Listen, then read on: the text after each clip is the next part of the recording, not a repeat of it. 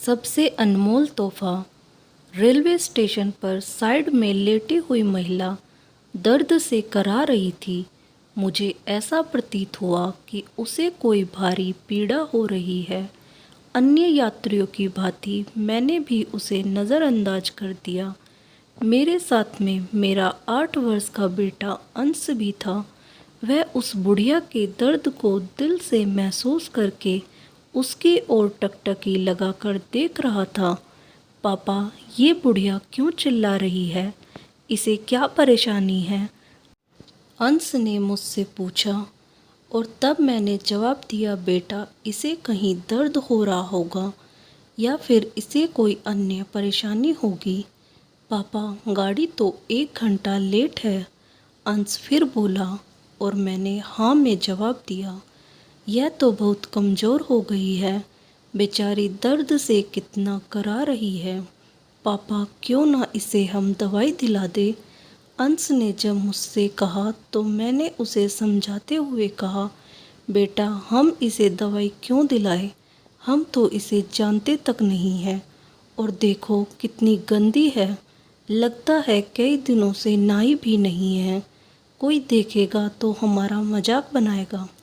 पापा, आप ही तो कहते थे कि गरीबों और असहायों की जो मदद करता है तो भगवान उस पर सदा मेहरबान रहते हैं। इसलिए हमेशा दूसरों की सहायता के लिए अग्रसर रहना चाहिए। और आज आप कह रहे हैं कि कोई देखेगा तो क्या कहेगा, हमारा मजाक बनाएगा। मेरी समझ से दूसरों की सहायता करने पर हमारा मजाक कोई नहीं बनाएगा। अगर पापा कोई बनाता है तो बनाने दो। हमें अपने कार्य पर ध्यान देना चाहिए। ऐसा आप और माँ दोनों लोग कहते थे, परंतु आज आप अंश ने मुझे उल्टा समझाते हुए कहा। तब मैंने फिर उसे समझाकर बताया कि बेटा, वह नाटक कर रही है। इसे कहीं दर्द नहीं हो रहा है।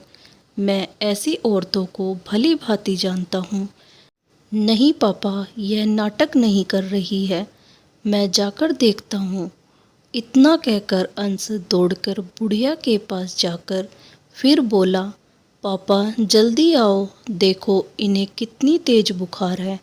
मैंने जानबूझकर उसके बुलाने की आवाज़ को अनसुना कर दिया, परंतु अंश के बार बार बुलाने पर मैं उसके पास गया और देखा कि बुढ़िया काफ़ी गंदी है और बुखार की तपन से करा रही है। पापा, चलो इन्हें दवाई दिलाकर आते हैं। अंश ने फिर मुझसे एक उम्मीद भरी नज़र से देखकर कहा। मैंने भी आवेश में आकर कह दिया, चलो चलते हैं।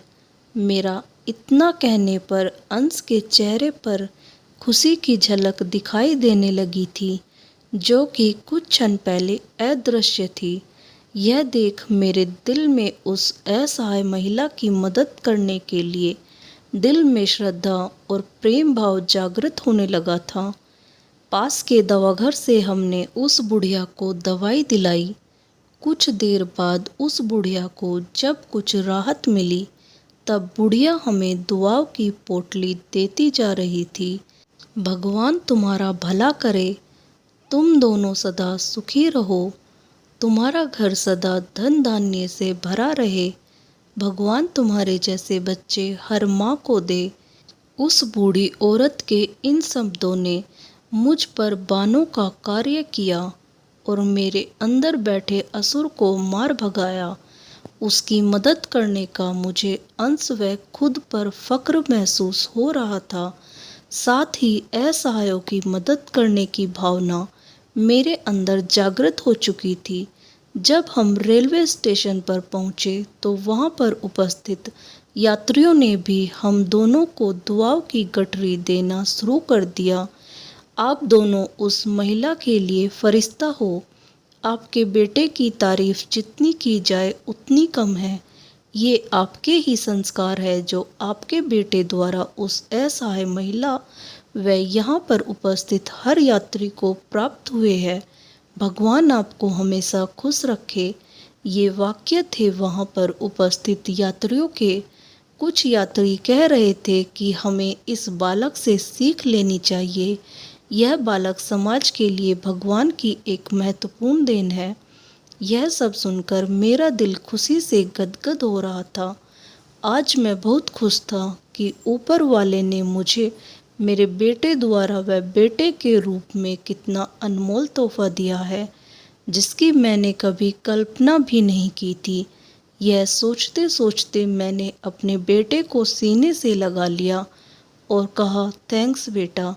इतना सुनकर अंश मेरे सीने से चिपक जाता है और आई लव यू पापा, आई लव यू बेटा, मैंने भी पलटकर जवाब दिया। दोस्तों, आपको ये कहानी अच्छी लगी तो कहानी को लाइक करें और मेरे चैनल को सब्सक्राइब करना ना भूलें। धन्यवाद। राधे राधे।